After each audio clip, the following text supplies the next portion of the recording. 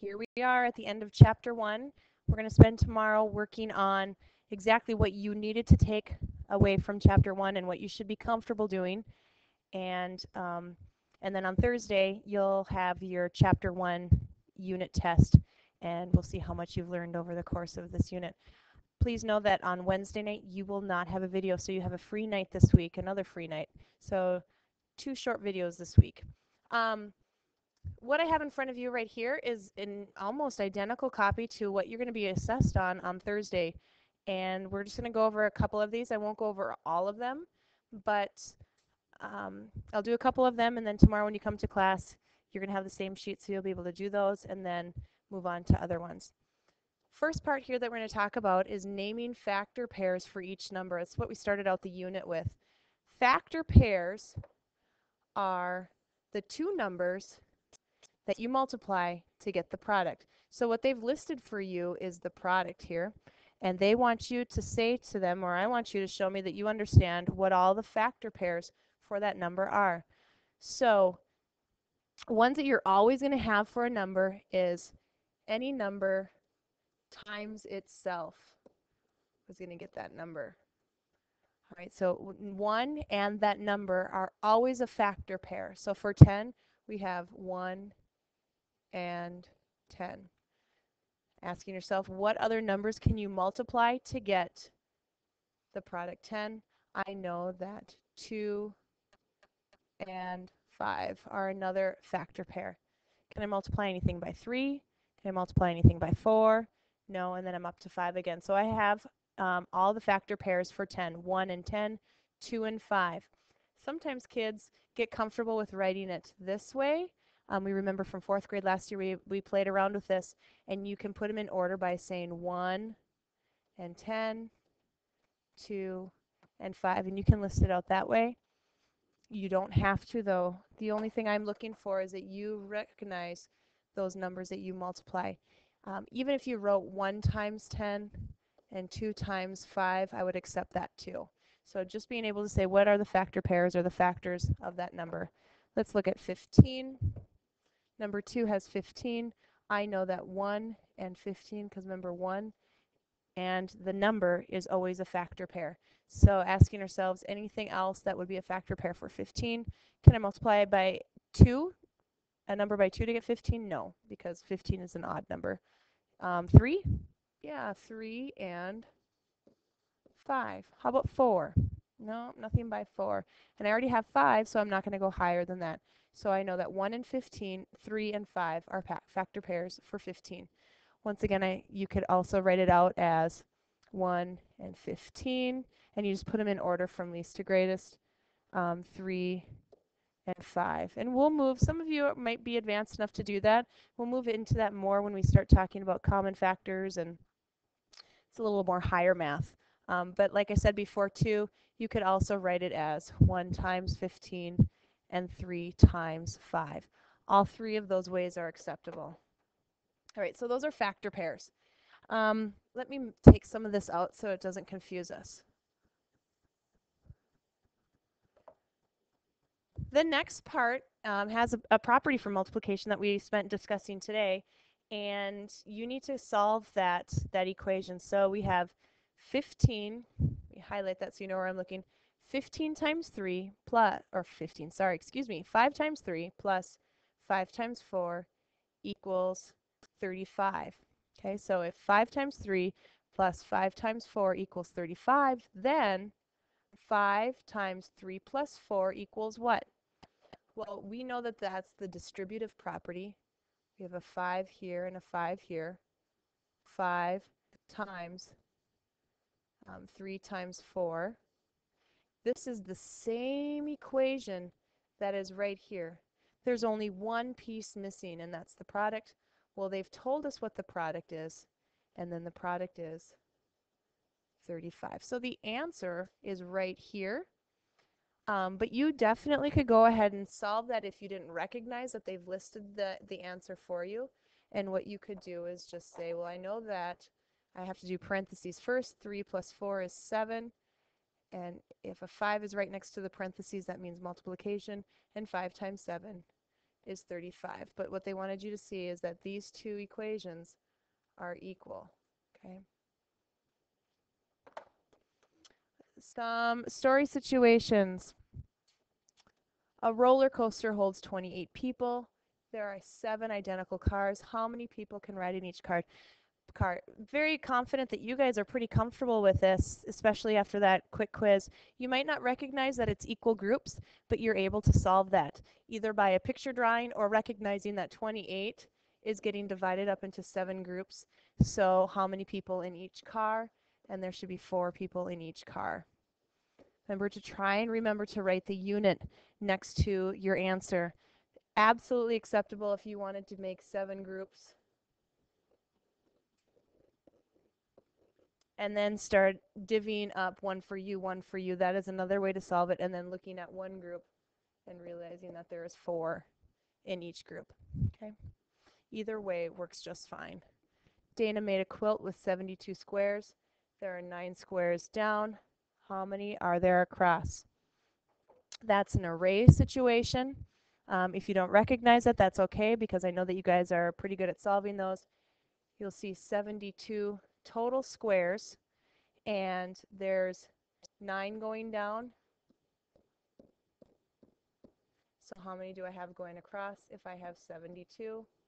Well, we're going to take 72 divided by 9, and that's going to equal 8. And you're going to say 8 squares.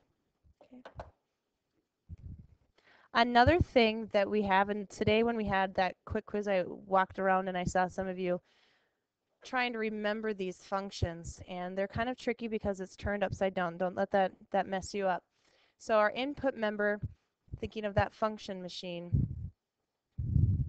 our input goes in right here, and then something happens to it inside of our function machine, and our output slides out. So when you're looking at a table here, you're looking at 0 and 5. 0 goes in, 5 comes out. 2 goes in, 7 comes out. 3 goes in, 8 comes out. Well, I know that they're all increasing, so I need to decide if it's addition or multiplication. Well, the first thing I'm going to look at is at 0, 0 to 5. I know that if it's multiplication, any number times 0 is 0. So it can't be multiplication. So it has to be addition. Remember up top, we're just going to write inward. So addition. Addition of what? Well, it's going up by 5. Does it work here? 2 goes in, 7 comes out. Plus 5 give you 7? Yes. 3 goes in, plus 5 is 8. Yes. All right, so addition, we can say addition of 5, or some kids will write plus 5. That works. You're going to try and write it out in words if you can. So 4 goes in, plus 5, 9 comes out. If 10 comes out and we added 5 to it, what number did we start with? Well, 5. 6 goes in, plus 5. We have 11. The equation part, remember we talked about in this situation, we have input and output.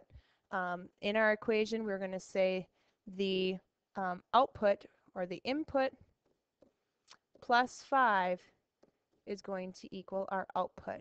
So just be careful on that equation part, and I'm not going to do the next one for you because I want you to practice in class. But this, this function chart right down here is talking about rides, R, and tickets. Okay, so for however many rides, this is how many tickets you need. So pay attention to that when you're writing your equation. Okay. All right, moving on. Let's double check our time here. All right. Then we talked about solving equations for the unknown. So 12 through 15 are looking at variables. Remember, those are letters that represent numbers. And if they're shoved next to a number, that means multiplication. And sometimes you'll also see just the multiplication sign in there. So lots of different ways to show multiplication. Remember that there's the dot, there's the times, there's parentheses. Okay.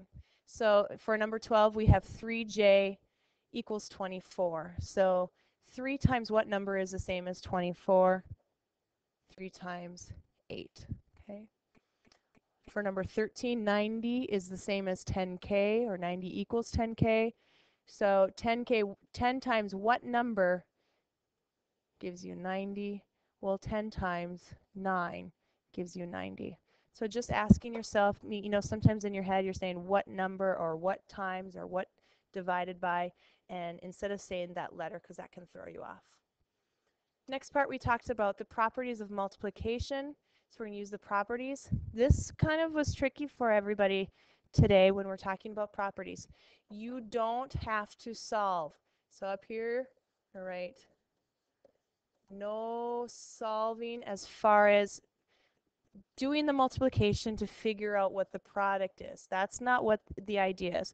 The idea is recognizing the manipulation or the movement of numbers and how it doesn't matter in multiplication where you put the numbers, you're going to get the same product. So let's look at the first one.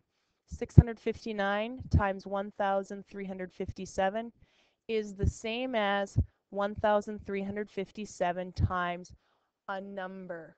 All right, it's the equation, the sides are equal. I have 1,357 here, and I have it here. To make these balance, they're both multiplying.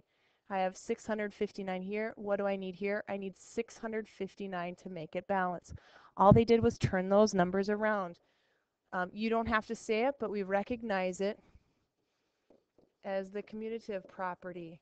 It's just like turnaround facts. Doesn't matter which one comes first, you're going to get the same product.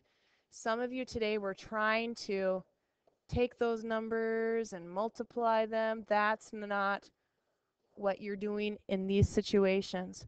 You're just trying to make them balance. Think of like a little balance right here. What number is going to work over here? I can't stress it enough that the same numbers are in the equation. I don't want to do the next one. I want you to try it on your own tomorrow, but make sure that you're just paying attention to the numbers and equaling out the sides. All right, last but not least, more equations to solve. So let's practice those. Remember, pictures are great. We're talking about multiplication. The chances of you doing any sort of addition or subtraction is not going to be happening in these situations. This is multiplication and division. Katie swam 3 lengths of the pool. Kurt swam twice as many lengths as Katie. Rosa swam 4 times as many lengths as Kurt. How many lengths did Rosa swim? All right, goodness gracious, that's a lot of work there. So we know that Katie swam 3 lengths. So we have 3. Kurt's going to swim twice as many lengths as Katie. So Kurt's is going to double. It's going to be 2 times, here's Katie, 2 times Katie. All right, so Rosa is going to swim 4 times as many lengths as Kurt. So here's one, they're both K names. So 2 times as many as Katie is going to be Kurt. To get Rosa's, we're going to take Kurt's and we're going to multiply it 4 times Kurt. All right, so we just start, draw those pictures out, get a visualization of what they're asking you, and then build up from that. So Katie's 3, let's figure out Kurt. 2 times 3, this would be a 3 for Katie. Kurt swims 6 lengths of the pool. Now Rosa is 4 times as much as Kurt. So we're going to take Kurt's 6 and now take 4 times 6. Rosa then is swimming 24 lengths of the pool. I'm putting our unit in when we're done. Please, tomorrow, you have a sub, but make sure that you ask Mrs. Norton. Make sure you ask the sub questions that you have. Even if they don't answer them for you, send them to me on my big campus and I can answer them that way. Otherwise, save them even for Thursday morning and we can go over them. This is exactly what you're going to be tested on, so make sure you know every single piece of this assessment. Thank you so much for watching. You have a great day tomorrow and a good night.